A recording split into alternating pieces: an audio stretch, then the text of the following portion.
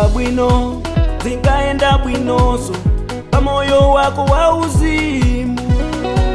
Unkakwira pi okusatira nala mbili lelo yango sala mbili.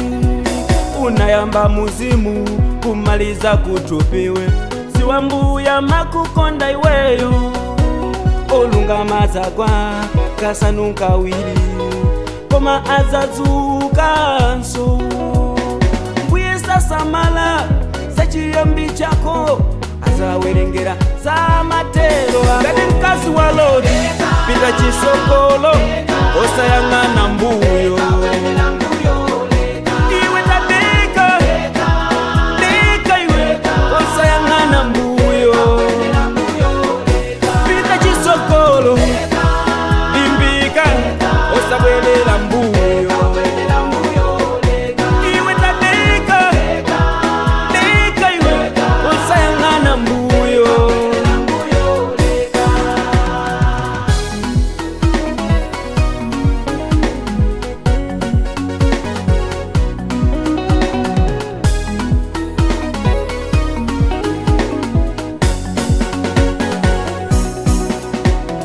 Zopasa mantha ndipo ndizoyipa kwa mdzanja la Yehova. Kopya nzanga ndipo sikwabwino ayi kwa manja mwawo tilengayo. Zinamuonekela mkazi wa Loti anasanduka zotila ndiwo. Palibe chingayende kabecho chitikayi kumusiya Yesu mbuyo.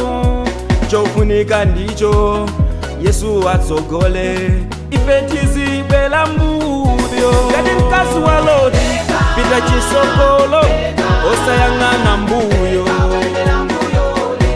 Iwe tadeka deka iwe osayang'ana mbuyo. Pita chisokolo bimbika osabwelela mbuyo.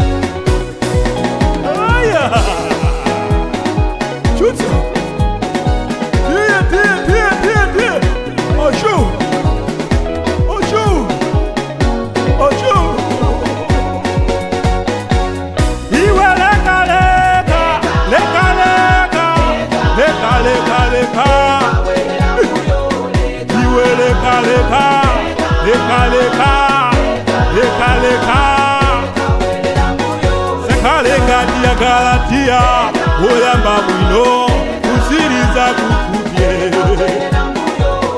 Iwe yenda yenda yenda yenda yenda osabwererane. Kubwerera kabe yenda yenda yenda yenda oza yenda yenda yenda yenda yenda yenda osabwererane.